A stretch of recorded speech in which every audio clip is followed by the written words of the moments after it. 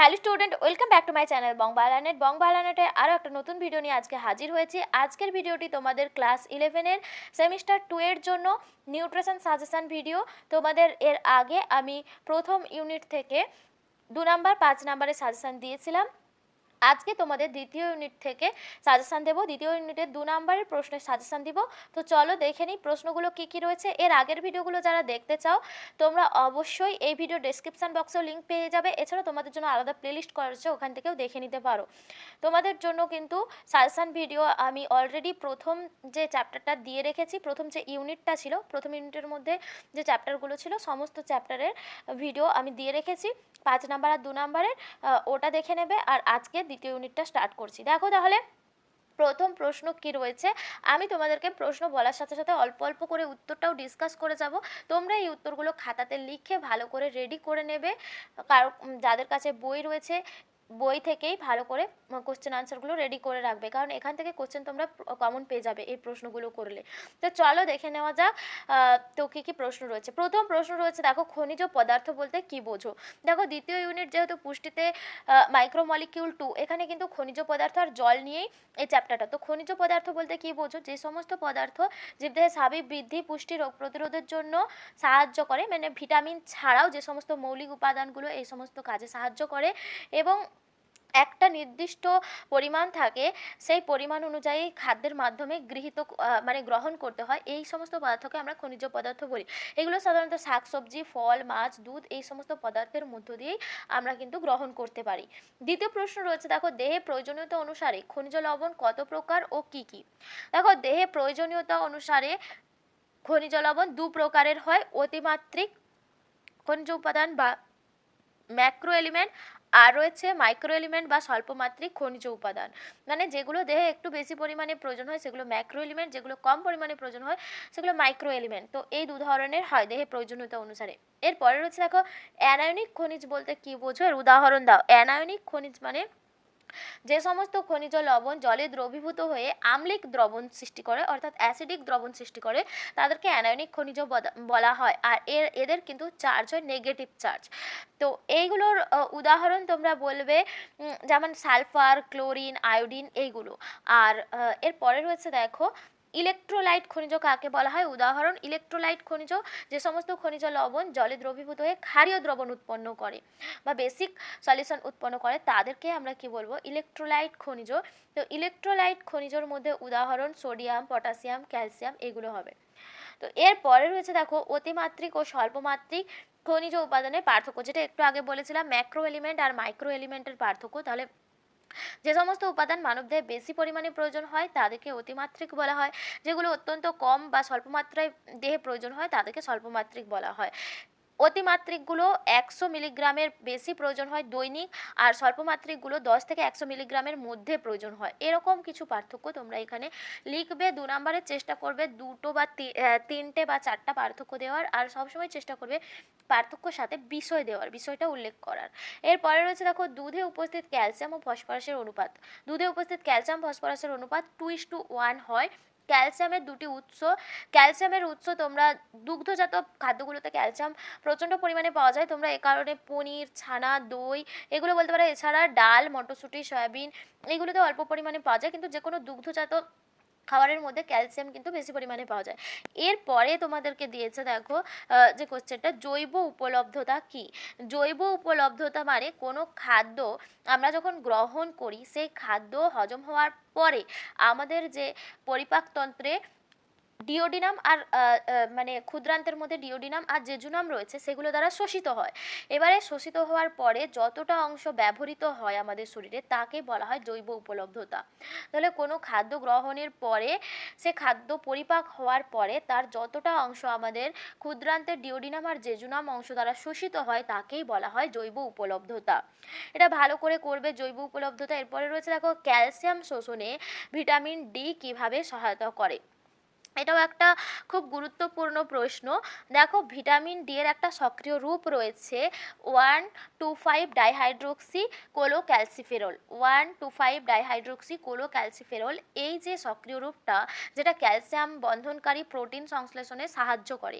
আর সেই ক্যালসিয়াম বন্ধনকারী যে প্রোটিনটা সংশ্লেষিত হয় সেটাই ক্যালসিয়ামকে বেঁধে কেরিয়ার রূপে বা বাহক রূপে আমাদের ক্ষুদ্রান্তের কোষে নিয়ে যায়।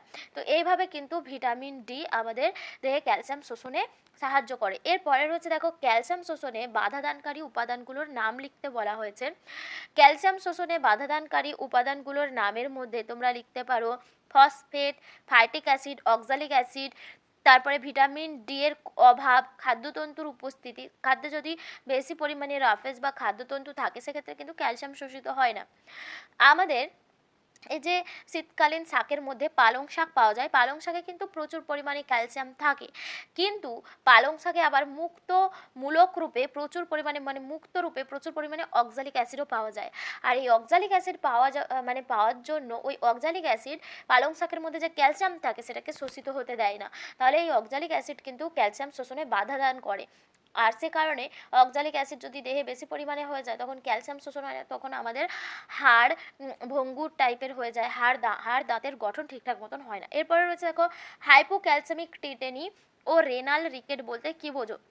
দেখো, হাইপো কথার অর্থ কম, অর্থাৎ ক্যালসিয়ামের অভাবে যখন আমাদের শরীরে ক্যালসিয়াম কমে যায় তখন নার্ভ আর পেশির উত্তেজনা বেড়ে যায়, রোগীদের মুখমণ্ডল, হাত পায়ে খিঁচুনি দেখা যায়, হৃৎপেশি, অস্থিপেশির কার্যক্ষমতা হ্রাস পেয়ে যায়। এই রকম যে লক্ষণগুলো দেখা যায় ক্যালসিয়ামের অভাবে, সেই লক্ষণগুলোকেই বলা হয় হাইপোক্যালসেমিক টিটেনি। এরপরে রয়েছে দেখো রেনাল রিকেট বলতে কি বোঝো? আমাদের বৃক্কের যে রেনাল টিউব রয়েছে সেই রেনাল টিউবে যখন ক্যালসিয়ামের পুনঃশোষণ ঠিকঠাক মতন হয় না কোনো উপাদানের কারণে, তখন ক্যালসিয়ামের অভাবজনিত বিভিন্ন ধরনের রোগ দেখা যায়, রিকেট রোগ দেখা যায়। তো এই ধরনের যে সমস্যাকে বলা হয় রেনাল রিকেট। এরপরে রয়েছে দেখো দাঁত ও হাড় গঠনে ক্যালসিয়ামের ভূমিকা, তোমাদেরকে লিখতে বলেছে। এটা কিন্তু খুব গুরুত্বপূর্ণ প্রশ্ন, ভালো করে করবে। এই যে আমাদের দেহে দাঁত আর হাড় গঠনে ক্যালসিয়াম আর ফসফরাস দুটো গুরুত্বপূর্ণ উপাদান। এবার হাড় আর দাঁত গঠনের জন্য হাইড্রোক্সি অ্যাপেটাইট একটা কেলাস রয়েছে যেটা ফসফরাস আর ফসফেট রূপে উপস্থিত থাকে।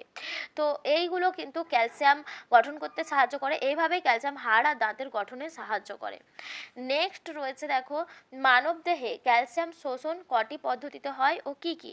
এটা লিখবে মানবদেহে ক্যালসিয়াম শোষণ দুটো পদ্ধতিতে হয়, একটা সক্রিয় পরিবহন পদ্ধতি যেটা ডিওডিনাম অংশে ক্যালসিয়াম শোষিত হয়, আর একটা নিষ্ক্রিয় ব্যাপন পদ্ধতি যেটা ক্ষুদ্রান্ত আর নিম্ন যেটা হচ্ছে ক্ষুদ্রান্ত আর মানে ক্ষুদ্রান্তের মধ্যে হয়।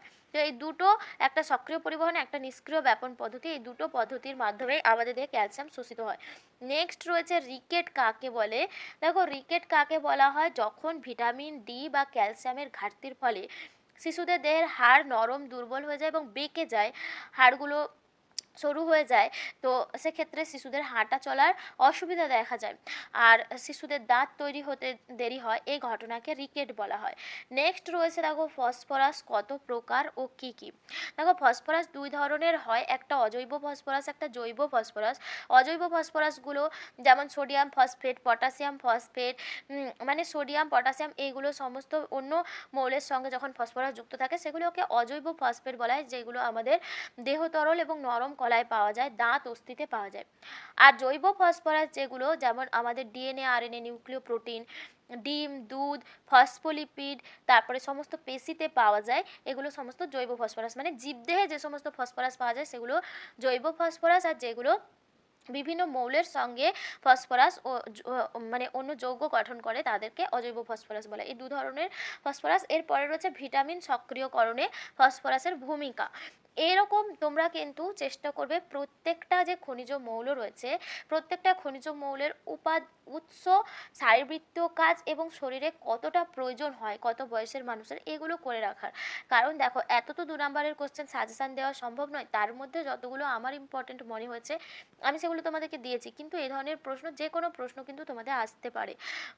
প্রত্যেকটা খনিজ মৌলের উৎসগুলো ভালো করে করবে এবং এছাড়াও তাদের যে বিভিন্ন শারীরবৃত্তীয় কার্যাবলী রয়েছে সেগুলো কোথায় আমাদের দেহে সঞ্চিত, কতটা পরিমাণে আমাদের খাদ্যের মাধ্যমে গ্রহণ করতে হয়, এই তথ্যগুলো একটু পড়ে রাখবে। এরপরে রয়েছে দেখো হাইপোফসফ্যাটেমিয়া কি? হাইপো কথার অর্থ হচ্ছে গিয়ে কম, মানে যখন শরীরে ফসফরাসের অভাব দেখা যায় তার ফলে যে বিভিন্ন ধরনের আমাদের সমস্যা দেখা যায়, যেমন দাঁত হাড়ের গঠন ঠিকঠাক হয় না, হাড়ের যন্ত্রণা দেখা যায়, দুর্বলতা, টিটেনি, এই সমস্ত সমস্যা দেখা যায়। এই সমস্ত সমস্যাগুলোকে, এই লক্ষণগুলোকে হাইপোফসফ্যাটেমিয়া বলা হয়, অর্থাৎ শরীরে যখন ফসফরাসের অভাব দেখা যায় তাকে হাইপোফসফ্যাটেমিয়া বলা হয়। এরপরে রয়েছে দেখো আমাদের দেহে সোডিয়ামের প্রধান উৎস বলবে খাদ্য লবণ যেটা সোডিয়াম ক্লোরাইড, সেখান থেকে কিন্তু আমরা সোডিয়াম প্রধানত পেয়ে থাকি। এরপরে রয়েছে সোডিয়ামের দুটো প্রাণীজ উৎস, যে কোনো সামুদ্রিক মাছ, দুধ, পনির, এগুলো থেকে মোটটি যেগুলো একটু নোনতা টাইপের খাবার, এগুলো থেকে কিন্তু আমরা সোডিয়াম পেয়ে থাকি। এরপরে রয়েছে দেখো হাইপার ন্যাট্রিয়ামের লক্ষণ। আচ্ছা, ন্যাট্রিয়াম, সোডিয়ামের ল্যাটিন নাম ন্যাট্রিয়াম। তো সেই থেকে সোডিয়াম যখন আমাদের শরীরে বেশি পরিমাণে হয়ে যায়, সেই যে ঘটনাটাকে বলা হয় হাইপার ন্যাট্রিয়াম। তো এই হাইপার ন্যাট্রিয়ামের লক্ষণগুলো কি কি হয়? রক্তের আয়তন বৃদ্ধি পায়, রক্তচাপ বৃদ্ধি পেয়ে যায়। যখন দেখবে আমাদের ব্লাড প্রেশার বেশি হয়ে যায় কোনো রোগীর, তখন ডাক্তার লবণ খেতে না বলে, এই কারণেই কিন্তু, কারণ লবণ থেকে সোডিয়াম পাওয়া যায়, যেটা কিন্তু এই হাইপার ন্যাট্রিয়ামের কারণেই রক্তচাপ বৃদ্ধি পায় অনেক সময়। দেহে জল জমে যাওয়ার প্রবণতা বৃদ্ধি পায়, লিভার সিরোসিস, মূত্রাশয় বৈকল্য হয়ে যায়, এই সমস্ত সমস্যাগুলো দেখা যায়। এরপরে রয়েছে দেখো হিম আয়রন এবং নন হিম আয়রনের মধ্যে পার্থক্য। হিম আয়রন আর নন হিম আয়রন বলতে যে সমস্ত আয়রনের মধ্যে হিম প্রোটিন, যে সমস্ত আয়রন হিম প্রোটিনের সঙ্গে সংযুক্ত অবস্থায় থাকে তাদেরকে হিম আয়রন বলা হয়। যাদের হিম প্রোটিনের সঙ্গে যুক্ত থাকে না তাদেরকে নন হিম আয়রন বলা হয়। হিম আয়রনের উৎস প্রাণীজ উৎসগুলো থেকে, প্রাণীজ উৎসগুলোই সমস্ত হিম আয়রনের উৎস। আর নন হিম আয়রনগুলো সাধারণত উদ্ভিজ্জ উৎস থেকে যে লোহা পাওয়া যায় সেইগুলো, যেমন মাছ, মাংস, ডিম, মেটে, এগুলো হিম আয়রনের মধ্যে পড়ে। শুকনো বিন, সবুজ পাতা, বাদাম, খেজুর, এগুলো নন হিম আয়রনের মধ্যে পড়ে। এরপরে রয়েছে ফাংশনাল আয়রন আর স্টোরেজ আয়রন। কার্যকরী লোহা মানবদেহে যখন আমাদের দেহে যে সমস্ত লোহা এই যে হিমোগ্লোবিনের মধ্যে আবদ্ধ থাকে তাদেরকে কার্যকরী লোহা বলা হয়, আর অল্প মায়োগ্লোবিনের মধ্যে উপস্থিত থাকে। আর স্টোরেজ আয়রন আমাদের দেহের বিভিন্ন অঙ্গ, যেমন যকৃৎ, প্লীহা, কিডনি, এগুলোর মধ্যে লোহা বিভিন্ন রূপে সঞ্চিত থাকে, যেমন সিডারোফিলিন রূপে, হিমোসিডারিন রূপে, পেরিটিন রূপে লোহা এই সমস্ত অঙ্গে সঞ্চিত থাকে। সেই যে আমাদের দেহের বিভিন্ন অংশে লোহা সঞ্চিত থাকে সেগুলোকে স্টোরেজ আয়রন বলা হয়। এরপরে রয়েছে দেখো কলাকোষের লোহা প্রধানত কি রূপে সঞ্চিত থাকে? কলাকোষে প্রধানত ফেরিটিন রূপে লোহা সঞ্চিত থাকে। এরপরে বলেছে লোহা শোষণে সাহায্যকারী দুটি পদার্থের নাম। লোহা শোষণে সাহায্য করে ভিটামিন সি, প্রোটিন, তারপরে ল্যাক্টোফেরিন, ল্যাক্টোঅ্যালবুমিন, ক্যালসিয়াম, এগুলো লোহা শোষণে সাহায্য করে। এরপরে রয়েছে দেখো রক্তল্পতা কাকে বলা হয়? আমাদের দেহে যখন আয়রনের অভাব দেখা যায় বা ভিটামিন বি 12, ফলিক অ্যাসিড, এই সমস্ত পদার্থের অভাবে দেহে হিমোগ্লোবিন পর্যাপ্ত পরিমাণে সংশ্লেষিত হতে পারে না, তখন আমাদের দেহে বা পর্যাপ্ত পরিমাণে থাকে না, তখন যে সমস্যা দেখা যায় সেটাকে বলা হয় রক্তল্পতা বা অ্যানিমিয়া। রক্তল্পতার প্রকারভেদ। রক্তল্পতা 4 ধরনের হয়, একটা নর্মোসাইটিক, একটা অ্যাপ্লাস্টিক, একটা হিমোলাইটিক আর একটা পার্নিসিয়াস। এই 4 ধরনের রক্তল্পতা দেখা যায় আমাদের শরীরে। এরপরে রয়েছে দেখো খুবই গুরুত্বপূর্ণ একটা ফুল ফর্ম দেওয়া রয়েছে, এটা অনেক সময়ই পরীক্ষায় আসে। NNAPP এর পুরো নাম কি?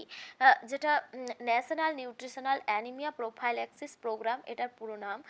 যেখানে এই সংস্থাটা, এই যে প্রোগ্রামটাতে গর্ভবতী মহিলাদের এবং শিশুদের, যারা বিদ্যালয়গামী শিশু, তাদেরকে আইএফের ট্যাবলেট দেওয়া হয়, যাতে লোহার অভাবে বা ফলিক অ্যাসিডের প্রভাবে অ্যানিমিয়া রোগ না হয়, সে কারণে। লোহার উদ্ভিজ্জ উৎস বলতে তোমরা যে কোনো ধরনের যে লোহা জাতীয় যে মানে যে সমস্ত খাদ্যের মধ্যে আয়রন থাকে তার মধ্যে পালং শাক বলতে পারো, বা মানে যে কোনো ধরনের শাকসবজি, বিনস, মটরশুঁটি, এগুলোর মধ্যে কিন্তু লোহা থাকে। এরপরে রয়েছে দেখো সিডেরোসিস বা হিমোক্রোমাটোসিস কি?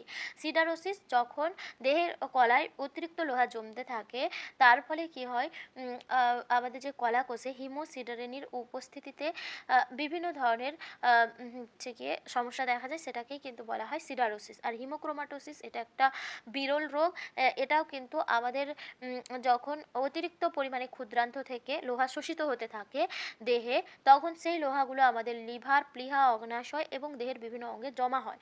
তো সে কারণে লিভার সিরোসিস, ডায়াবেটিস মেলিটাস এই ধরনের রোগ লক্ষণগুলো দেখা যায়। এই সমস্যাকে হিমোক্রোমাটোসিস বলা হয়। এরপরে দিয়েছে দেখো থাইরয়েড গ্রন্থি থেকে ক্ষরিত দুটি হরমোনের নাম। থাইরয়েড গ্রন্থি থেকে ক্ষরিত দুটো হরমোন তোমরা লিখবে T4 T3, যেটা টেট্রা আয়োডোথাইরোনিন আর ট্রাইআয়োডোথাইরোনিন। নেক্সট দিয়েছে দেখো ক্রেটিনিজমের লক্ষণগুলো লিখতে বলা হয়েছে তোমাদেরকে।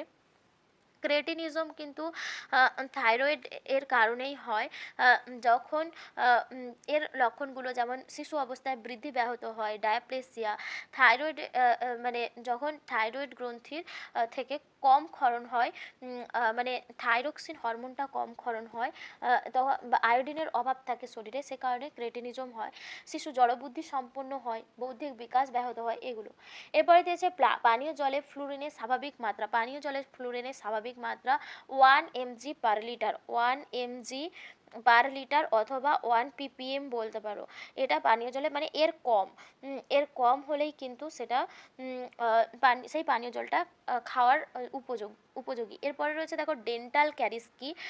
যখন পানীয় জলে ফ্লুরিনের মাত্রা 0.5 ppm এর কম হয়, তখন সেই পানীয় জল পান করলে দাঁতে অনেক সময় গর্তের সৃষ্টি হয়। এই যে ঘটনাকে ডেন্টাল ক্যারিজ বলা হয়। এরপরে হচ্ছে মানবদেহে ক্লোরাইড চ্যানেলের ভূমিকা। খুব গুরুত্বপূর্ণ প্রশ্ন, তোমরা এগুলো করবে। ক্লোরাইড শিফট কাকে বলা হয়? এরপর রয়েছে দেখো জলসাম্য কি।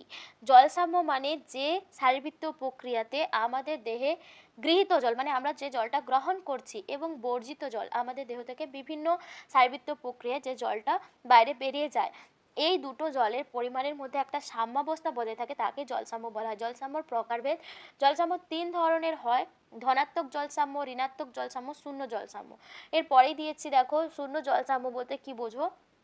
যখন আমাদের দেহে গৃহীত জলের পরিমাণ বর্জিত জলের পরিমাণের সমান হয়, অর্থাৎ আমাদের শারীরবৃত্তীয় কাজে যত পরিমাণ জল লাগছে আমরা ততটাই পরিমাণ জল গ্রহণ করছি, এই দুটো পরিমাণ যখন সমান হবে সেই অবস্থাটাকে বলা হয় শূন্য জলসাম্য। এরপরে রয়েছে জলসাম্য রক্ষায় এডিএইচ হরমোনের ভূমিকা। দেখো এডিএইচ হরমোনের কারণে আমাদের বৃক্কীয় নালিকার দূরবর্তী অংশে জলের পুনঃশোষণ ঘটে, দেহে জলের পরিমাণ নিয়ন্ত্রণ থাকে, এবং এডিএইচ হরমোনের ক্ষরণ বাড়লে জলের পুনঃশোষণ বৃদ্ধি পায়। তো এইভাবে এডিএইচ হরমোন কিন্তু জলসাম্য রক্ষায় ভূমিকা পালন করে। এরপরে রয়েছে দেখো আমাদের তৃষ্ণা পায় কেন। দেখো আমাদের প্রতিনিয়ত কিন্তু মল মূত্র এসবের মাধ্যমে, নিঃশ্বাসের মাধ্যমে, বিভিন্ন শারীরবৃত্তীয় বিপাক্রিয়ার ফলে জল ব্যবহৃত হচ্ছে এবং সেগুলো দেহ থেকে বেরিয়ে যাচ্ছে। যখন আমরা আমাদের দেহে বিপাক্রিয়ার ফলে ব্যবহৃত জলের পরিমাণ বেশি হবে এবং আমরা সেই পরিমাণ জল গ্রহণ না করব, তখন আমাদের শরীরে প্রয়োজনীয় মানে জলের প্রয়োজনের কারণে আমাদেরকে তৃষ্ণা পায়। যখন মোটামুটি আমাদের দেহে যে কাজগুলো হচ্ছে তার জন্য জলটা যে পরিমাণে লাগছে সেই পরিমাণ জল যখন আমরা গ্রহণ করছি না, তখন আমাদের তৃষ্ণা কেন্দ্র, আমাদের সবথেকে মানবদেহে বড় তৃষ্ণা কেন্দ্র হাইপোথ্যালামাস, তৃষ্ণা কেন্দ্রে একটা অনুভূতি জন্ম নেয়, সেই অনুভূতির কারণেই কিন্তু আমাদেরকে তৃষ্ণা পায়। এরপরে রয়েছে দেখো ডিহাইড্রেশন কয় প্রকার ও কি কি। ডিহাইড্রেশন মানে দেহে জলের পরিমাণ কমে যাওয়া, এটা মূলত 3 প্রকার: হাইপোটোনিক, হাইপারটোনিক আর আইসোটোনিক।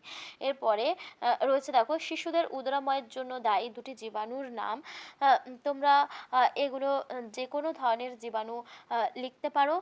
শিশুদের ক্ষুদ্রান্তে যে ধরনের জীবাণুগুলো থাকে, তো তার মধ্যে যে কোনো নাম লিখতে পারো, যেমন রোটা ভাইরাস, অ্যান্টামিবা হিস্টোলাইটিকা, জিয়ার্ডিয়া, এই ধরনের ভাইরাস বা প্রোটোজোয়া বা ব্যাকটেরিয়া যেগুলো শিশুদের দেহে মানে কোনো কারণে প্রবেশ করে যায়, তখন শিশুদের উদরাময় রোগ দেখা যায়। এরপরে হচ্ছে ওআরটি কি। ওআরটি মানে oral rehydration therapy. Oral rehydration therapy যখন শিশুদের মানে উদরাময় রোগ দেখা যায় বা কোনো মানুষের, তখন তাদেরকে ওআরএস দিয়ে দেহে জলসাম্য রক্ষা করার যে প্রক্রিয়া সেটাকে ওআরটি বা ওরাল রিহাইড্রেশন থেরাপি বলা হয়। এরপরে দিয়েছি দেখো ওআরএস এর উপাদানগুলো, এটা খুব ভালোভাবে পড়বে এবং প্রত্যেকটা উপাদানের পরিমাণগুলো পড়ে নেবে। Sodium chloride, potassium chloride, trisodium citrate, glucose anhydrates, এইগুলো অ্যানহাইড্রাস, এইগুলো কিন্তু যেগুলো ওআরএসের উপাদান। আর বাড়িতে কিভাবে ওআরএস যদি প্রস্তুত করে, বাড়িতে কিভাবে ওআরএস প্রস্তুত করবে এটা যদি দেওয়া হয় তখন বলবে পানীয় জল, 1 গ্লাস পানীয় জলকে ফুটিয়ে ঠান্ডা করে তার মধ্যে চিনি, নুন আর হাফ চামচ পাতিলেবুর রস, 1 চা চামচ চিনি আর 1 চিমটে নুন দিয়ে আমরা বাড়িতে ওআরএস তৈরি করতে পারি। এরপরে দিয়েছি দেখো মানবদেহের জলের উৎস হিসেবে কয়েকটি তরল পানীয়, দেখো ডাবের জল, দুধ, শরবত, ফলের রস, চা, কফি, এগুলো সমস্ত কিন্তু মানবদেহে জলের উৎস তরল পানীয় হিসাবে। এরপরে দিয়েছি আইসিএমআর 2010 অনুযায়ী একজন গর্ভবতী মহিলার লোহা আর ক্যালসিয়ামের পুষ্টিমাত্রা। দেখো আইসিএমআর 2010 অনুযায়ী লোহা প্রয়োজন তোমাদের 35 গর্ভবতী মহিলাদের মিলিগ্রাম পার ডে, আর ক্যালসিয়াম প্রয়োজন 1200 অথবা মানে 1000 থেকে 1200 মিলিগ্রাম পার ডে। তো এটা মনে রাখবে। এরপরে দেখো লোহার অভাবজনিত রোগ, লোহার অভাবে কী রোগ হয়? রক্তাল্পতা রোগ হয়। এরপরে দেখো খাদ্যে ফ্লুরিনের উৎকৃষ্ট উৎস কি? পানীয় জল।